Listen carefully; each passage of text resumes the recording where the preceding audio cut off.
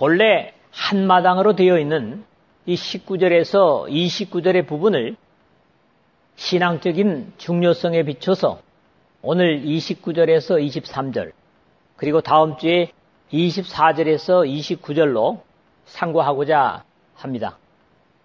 이 내용 속에서도 반복되는 것으로 이해되는 부분도 적지 않습니다. 앞에서도 말한 바 있지만 어찌 보면 이 5장도 요한복음서를 기록한 중심과 같이 아버지와 아들이 하나라는 사실을 심도 있게 증거하고 있는 내용을 이번 주 그리고 다음 주에서 보겠습니다. 안식일 문제를 바르게 증거하면서 한량없으신 긍휼의 하나님 되심을 나타내신 주님께서는 자신이 행하시는 어떤 일이라도 자신의 원하는 일들이 아니라 자신을 보내신 아버지 하나님의 원하시는 것을 행하는 것이라고 오늘 말씀에도 그렇게 증거를 하십니다.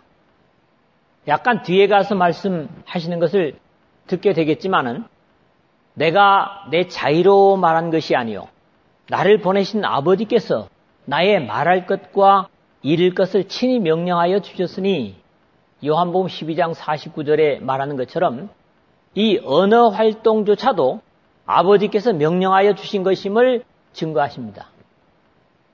그래서 말에나 일에나 아버지의 뜻대로 하는 그런 명령을 우리에게도 주실 수 있는 것이죠. 행동과 말 모두가 같다고 하는 것은 그것 자체가 바로 같은 분이라고 하는 것을 나타내는 겁니다. 같은 분이 아니라면 이렇게 완벽하게 같을 수 있을까 우리가 생각할 수 있기 때문입니다. 그러면서도 이것이 강제적이거나 억지가 아니라 나를 보내신 이가 나와 함께 하시도다. 내가 항상 그가 기뻐하시는 일을 행함으로 나를 혼자 두지 아니하셨느니라. 같은 요한복음 8장 29절에서는 이런 선언 속에서도 분명히 나타나고 있습니다. 이러한 증거는 앞으로도 계속되어지겠지만 언제나 아버지께서 보여주시는 것만을 행하고 아버지께서 행하신 것만을 아들도 행하는 하나의 역사와 함께 아버지 하나님께서 죽은 자를 살리실 수 있는 것과 같이 다르지 않게 예수 그리스도께서도 원하는 자의 생명을 주실 수 있다는 생명의 주인이심을 선언하십니다. 가장 최종적인 아버지와 같은 선언의 내용은 심판을 자신에게 맡기셨다 하는 증언입니다.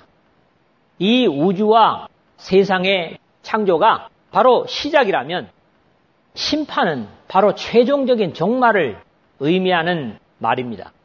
시작을 태초에 말씀이 하나님과 함께 계시니라 이렇게 시초를 말씀했던 것처럼 시작을 아들과 함께 하셨던 아버지 하나님은 이 역사를 닫는 최종의 판결을 아들에게 맡기셨음을 어렵지 않게 이해할 수 있습니다. 오늘 우리에게 중요한 것은 바로 이러한 절대적인 권한을 가지신 분이 우리의 아버지시면서 구세주여 우리의 맏형이 되신다고 하는 사실입니다. 그러므로 이미 이루어 놓으신 엄청난 구원의 은혜는 그분이 명령하시고 바라시는 것을 행하고 순종한다면 우리에게도 전혀 두려울 것도 의심할 필요도 없음을 감사할 수 있습니다. 첫 번째는 19절의 말씀입니다. 아버지나 아들 예수 그리스도는 결국 같은 것을 행하신다고 하는 말씀이죠. 주님께서 이렇게 말씀하시는 대상은 당연히 안식일을 범한다고 항의하고 있는 유대인들입니다. 왜냐하면 앞에서 살핀 대로 38년 된 병자를 고친 것과 이 가르침이 안식일에서 출발된 가르침임을 우리는 봐왔기 때문입니다. 인간 사회 같으면 벌써 아마 이러한 대화는 고성에 오갈 만한 그런 상황입니다. 세상에서 권위를 가졌다고 생각하는 사람들은 이 유대인들처럼 자신의 권위에 도전해오는 대상에 대해서 참지 못함을 볼 수 있기 때문입니다. 그럼에도 이 우주의 절대권을 가지신 주님이심에도 자신들의 이권이나 가르침은 물론이고 자리에 도전이 된다고 생각해서 항의하는 이 유치하기 이를 데 없는 종교꾼들에게 너무나 차분히 말씀하시는 예수들을 보는 데서도 역시 우리 일반 사람과 같지 않은 분임을 확인할 수 있습니다. 그러므로 예수께서 그들에게 이르시되 19절 첫 부분에 그랬는데요. 자신을 박해하는 아랫사람을 용납할 수 있는 사람이 있습니까? 사실 용납할 수 없는 행위입니다. 이미 앞에서 요한은 이 사실을 증언한 바 있습니다. 자기 땅에 오매 자기 백성이 영접하지 아니하였으나 1장 11절에 그랬습니다. 주님께서 베푸신 비유에서도 이런 내용은 자주자주 등장하고 있는 것을 마태복음이나 또 공간복음에서 볼 수 있는 내용들입니다. 마태복음에서만 내용을 보면 대개 하신 비유들이 이렇죠. 20장 1절에서 6절을 보니까 포도원 품꾼의 비유가 나오죠. 아침 일찍부터 저녁까지 포도원에 일을 들여보내고 하는 얘기요. 그 다음에 21장 33절에 36절은 포도원 농부의 비유가 나오고요. 그 다음에 22장 1절에 14절에는 혼인잔치의 비유가 나옵니다.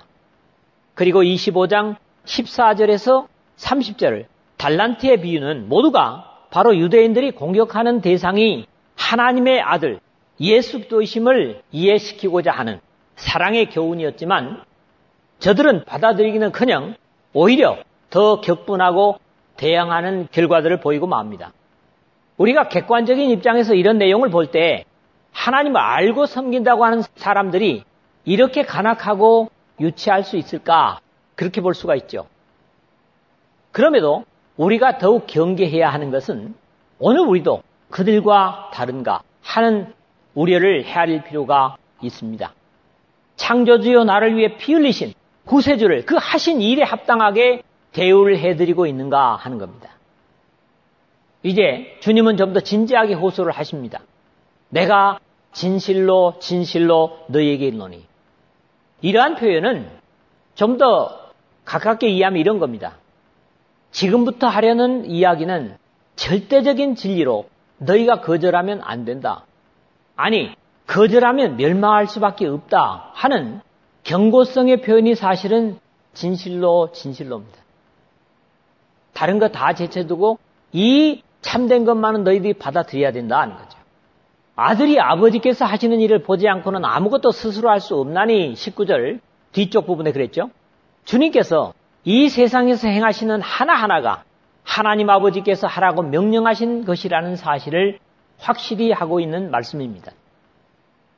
그러므로 그러한 사역을 방해하고 대항하는 것은 바로 아브라함의 자손이라고 하고 하나님을 섬긴다는 유대인들이 그들이 섬기는 하나님을 대항하는 행위임을 일깨워주고 계시는 겁니다.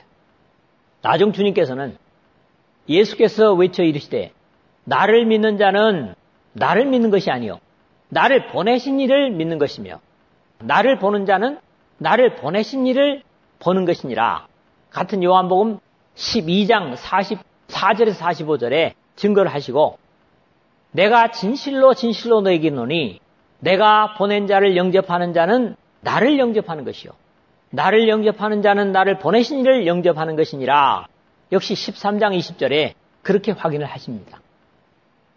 19절 하반절에 아버지께서 행하시는 그것을 아들도 그와 같이 행하느니라 그러셨는데 예수 그리스도께서는 창조의 사역에 있어서도 아버지와 함께 계시면서 만물이 그로 말미암아 지은 바 되었으니 지은 것이 하나도 그가 없이는 된 것이 없느니라.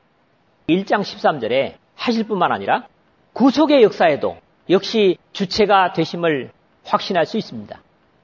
이러한 내용은 바로 그분의 겸손과 함께 빌립보서 2장 5절에서 11절의 내용을 가지고 확인할 수가 있죠. 근본 하나님과 같은 분이시지만 그 영광의 자리를 죄인된 우리를 위해서 박차고 오셔서 죽기까지 십자가에서 순종하셨다고 하는 내용들이고 그렇기 때문에 하나님께서 모든 이름 위에 뛰어난 이름을 주셨다. 그런 말씀입니다.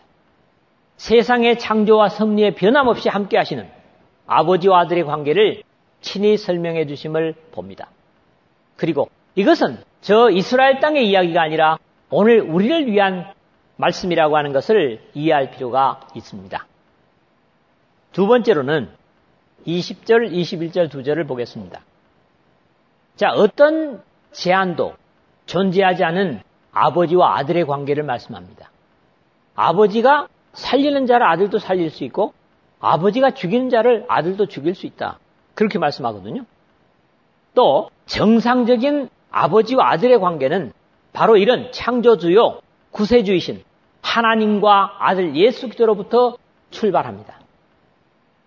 아버지는 아들이 공경을 드릴 만큼 존경스럽고 그렇기 때문에 아버지를 공경하지만 아버지는 또 그 공경하는 아들을 사랑하게 되는 사랑의 순환 관계를 하나님 아버지와 아들 예수 그리스도로부터 우리가 배우게 된다는 겁니다. 아버지께서 아들을 사랑하사 했는데 비록 유대인들은 알지 못해서 하나님 아버지의 보내신 자 예수 그리스도를 푸대접하고 있지만 주님의 공생의 기간에도 하나님께서는 몇 번씩이나 사람들에게 예수 그리스도를 직접 증거하신 사실들을 복음서에서 보게 됩니다. 먼저 마태복음 3장 17절에 보면 예수님께서 공생애를 시작하시려고 침례를 받으시고 물에서 올라오실 때 다 같이 한번 읽을까요? 하늘로부터 소리가 있어 말씀하시되 이는 내 사랑하는 아들이요 내 기뻐하는 자라 하시니라. 이렇게 하늘에서부터 사람들에게 선언을 하셨습니다. 그 다음에 변화산에서도 역시 같은 마태복음 17장 5절에 보면 말할 때에 호련히 빛난 구름이 저희를 덮으며 구름 속에서 소리가 나서 가로되 이는 내 사랑하는 아들이요 내 기뻐하는 자니 너희는 저의 말을 들으라 하는지라. 그렇게 기록이 되고 있습니다. 자기가 행하는 것을 다 아들에게 보이시고 20절 중간에 그랬는데요. 하나님 아버지께서는 계획하신 것이나 예정하신 것들을 아들과 완벽하게 공유하시는데 이러한 사실을 죄에 고통하는 인생들을 향하여 수고하고 무거운 짐진자들아 다 내게로 오라 초청하시면서 말씀하신 바 있습니다. 내 아버지께서 모든 것을 내게 주셨으니 아버지 외에는 아들을 아는 자가 없고 아들과 또 아들의 소원대로 계시를 받는 자 외에는 아버지를 아는 자가 없느니라. 마태복음 11장 27절에 그렇게 말씀을 하십니다.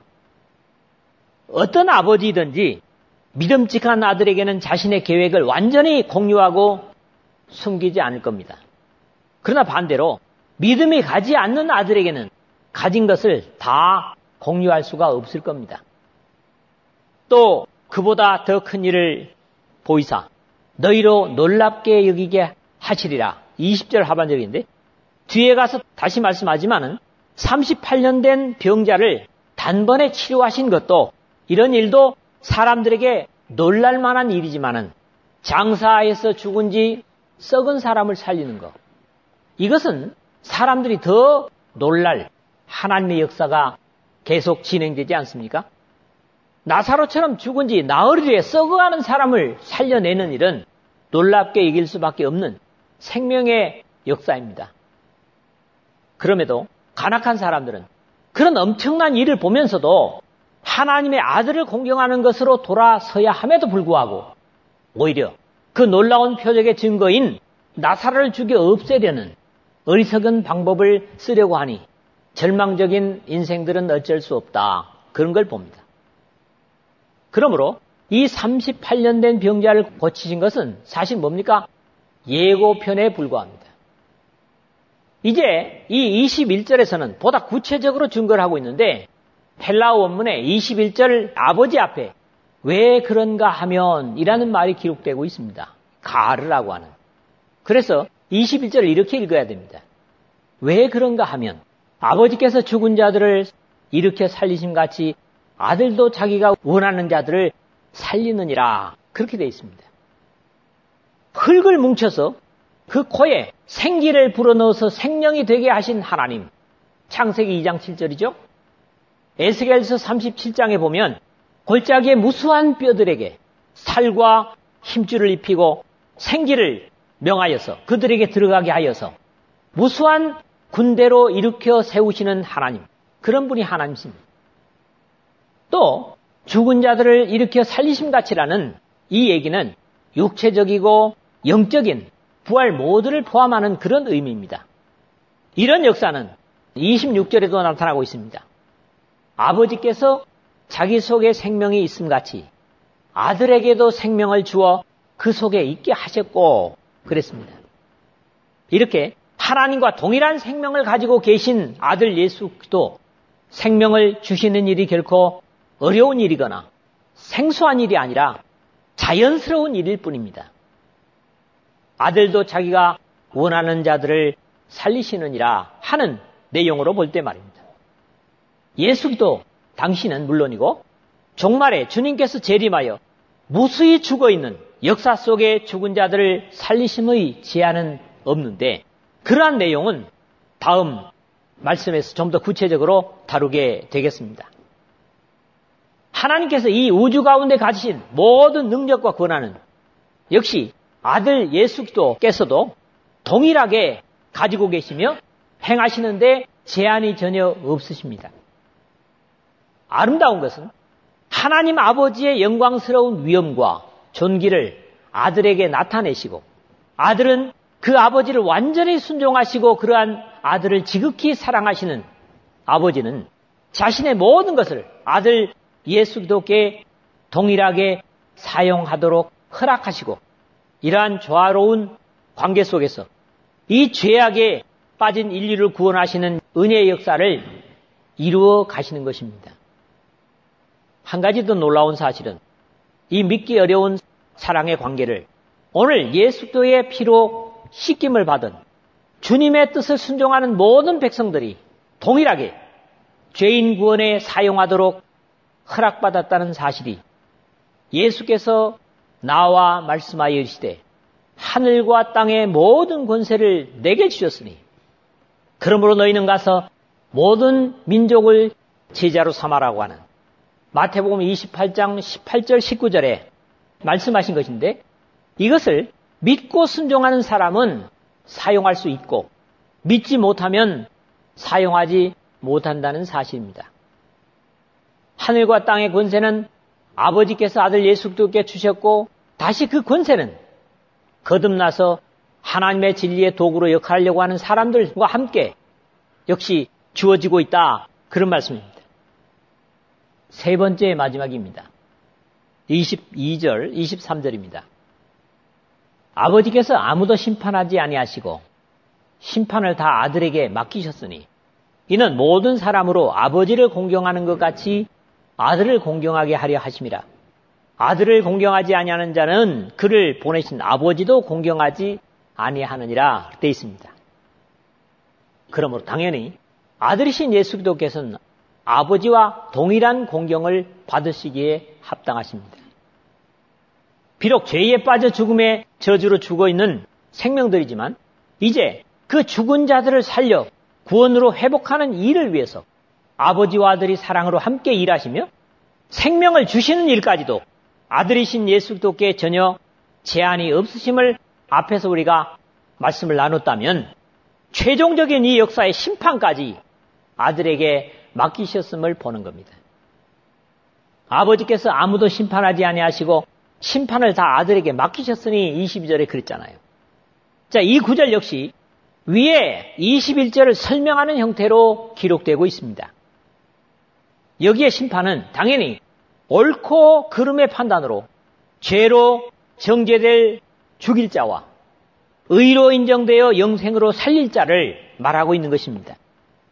서두에서 말한 것처럼 심판은 언제나 최종적으로 어떤 사람의 행한 결과를 가지고 그 사람의 전체를 종결하는 창조주이신 하나님의 최종적인 권한을 행사하는 것입니다. 그런 심판을 다 아들에게 맡기셨으니 모두 아들에게 맡기셨으니 라고 확인하십니다. 그것도 아버지께서 아무도 심판하지 아니하시고 말씀하시므로 예외 없이 아들 예수 그리스도께 위임하셨음을 확인하고 계십니다. 그리고 아들에게 위임하신 그 심판은 또한 동일하게 주님의 피로 거듭난 하늘의 사람들이 함께 누릴 약속입니다. 성도가 세상을 심판할 것을 너희가 알지 못하느냐? 세상도 너희에게 판단을 받겠거든 지극히 작은 일을 판단하기를 감당하지 못하겠느냐? 우리가 천사를 판단할 것을 너희가 알지 못하느냐? 고린도전서 6장 2절에서 3절 상반절에 말씀하고 있습니다. 자, 우리는 세상을 심판하고 천사들을 판결할 거라고 했습니다. 그렇다면 우리 함께 이 심판에 동참해야 할 성도의 품이나 고난을 절대로 가볍게 봐서는 안 됩니다. 물론 이 사실도 다음 27절에서 또 인자됨을 인하여 심판하는 권세를 주셨으니라는 말씀에서도 확인하고 있고, 마태복음 25장 십자가의 구속을 이루시기 전에 25장 31절에서 46절에 보면 보다 자세하게 말씀을 하고 계십니다. 참고로 31절하고 마지막 46절만 보면 이렇습니다. 인자가 자기 영광으로 모든 천사와 함께 올 때에 자기 영광의 보좌에 앉으리니, 이 심판의 보좌를 말씀하는 거고요. 그 다음에 마지막 절을 보니까 저희는 영벌에 의인은 영생에 들어가리라 하시니라. 이런 나중에 이 역사의 말미에 심판을 베푸실 것에 대한 실제적인 상황을 이 마태복음 25장에서 말씀하심을 읽게 됩니다. 바울 사도의 부활의 장이라고 하는 고린도전서 15장에서 모든 심판을 행하신 후에는 다시 완성된 영적인 세계를 다시 아버지께 돌려드릴 것이라고 그렇게 증언을 합니다. 고린도전서 15장 24절인데요. 그 후에는 마지막이니 그가 모든 통치와 모든 권세와 능력을 멸하시고 나라를 아버지께 바칠 때라, 그렇게 되어 있습니다. 이렇게 아버지와 모든 면에서 한결같으신 아들이기 때문에 오늘 마지막 절의 말씀은 어쩌면 당연하다고 보여집니다. 유대인들은 물론이고 모든 인류는 당연히 이러한 말씀에도 순종해야만 할 것입니다. 자, 23절 다 같이 한번 읽습니다. 이는 모든 사람으로 아버지를 공경하는 것 같이 아들을 공경하게 하려 하심이라. 아들을 공경하지 아니하는 자는 그를 보내신 아버지도 공경하지 아니하느니라 그랬습니다. 여기 공경이라는 말이 무려 이 4번이 나오나요? 네. 이것은 존경하다, 의미상으로는 별로 그렇게 복잡하지 않은 티마오라는 히라버가 쓰여져 있습니다. 유대인들은 무지하고 어리석은 데서 이렇게 하지 못하고 유일하신 하나님은 인정하려 하면서도 독생하신 하나님을 알아보지 못했고 공경하지 않았을 뿐만 아니라 오히려 대적하고 말았습니다. 이미 상고했던 1장 18절에서도 본래 하나님을 본 사람이 없으되 아버지 품속에 있는 독생하신 하나님이 나타내셨느니라는 요한의 선언을 받지만 안타깝게도 여기에 가장 민감하지 못했던 사람들이 인류를 위해서 메시아의 계보로 선택되었던 하나님의 백성들이었다는 사실입니다. 이것은 오늘 우리에게 주는 경계도 크다고 생각합니다. 이는 모든 사람으로 아버지를 공경하는 것 같이 아들을 공경하게 하려 하심이라 그랬는데, 창조와 그리고 이 우주의 섭리와 최종적인 심판까지도 아들에게 주신 이유를 분명하게 말씀하고 있습니다. 특히 이 말씀은 당시 이 말씀을 듣고 있던 대상이었던 유대인들뿐만 아니라 하나님 아버지를 공경하는 모든 사람으로 하여금 그 경외감을 아들에게도 가지게 하신 것입니다. 그러한 뜻에 합당하지 못한 것이 바로 아들을 공경하지 아니하는 자는 그를 보내신 아버지도 공경하지 아니하느니라 하는, 신앙에 관한 죄인된 인류는 직접 하나님을 대상할 수 없기 때문에 하나님은 하나님과 사람 사이의 중보자로 이 세상에 독생자를 보내주셨습니다. 이 모든 이치는 만물의 이치와 다르지 않다 말씀드렸습니다. 지난주에도 제가 아마 이 말씀을 직접적으로 인용을 하지 않은 것 같은데 로마서 11장 36절입니다. 다 같이 한번 읽죠. 이는 만물이 주에게서 나오고 주로 말미암아 주에게로 돌아감이라. 그에게 영광이 세세에 있을지어다. 아멘. 예. from 또는 by to 이렇게 로부터 말미암아 에게라고 하는 사실을 말씀하고 있는데, 보이는 세계는 물론이고 보이지 않는 영적 세계의 근본도 당연히 하나님 아버지로부터입니다. 그리고 지금도 주로 말미암고 또 주님께로 돌아가게 되어 있는 것이 만물과 인생들입니다. 이러한 이치의 중보자가 바로 예수 그리스도이심을 여러분들이 다 고백하고 아는 사실입니다. 바울은 디모데에게 이러한 사실을 가르친 바 있습니다. 하나님은 한 분이시요 또 하나님과 사람 사이의 중보자도 한 분이시니 곧 사람이신 그리스도 예수라. 디모데전서 2장 5절이죠. 이런 이유에서 은혜와 구원의 통로도 바로 예수 그리스도이지만 영광을 돌려드리는 통로도 다르지 않음을 가르치고 있습니다. 로마서 16장 27절인데 로마서 16장 27절 다 같이 읽습니다. 지혜로우신 하나님께 예수 그리스도로 말미암아 영광이 세세 뭉토록 있을지어다. 아멘. 자, 이것은 같은 내용들이 참고로 기록한 대로 베드로전서 4장 11절이라든가 유다서 1장 25절에도 바로 예수 그리스도를 통해서 우리가 온전한 영광을 하나님께 드릴 수 있다는 얘기입니다.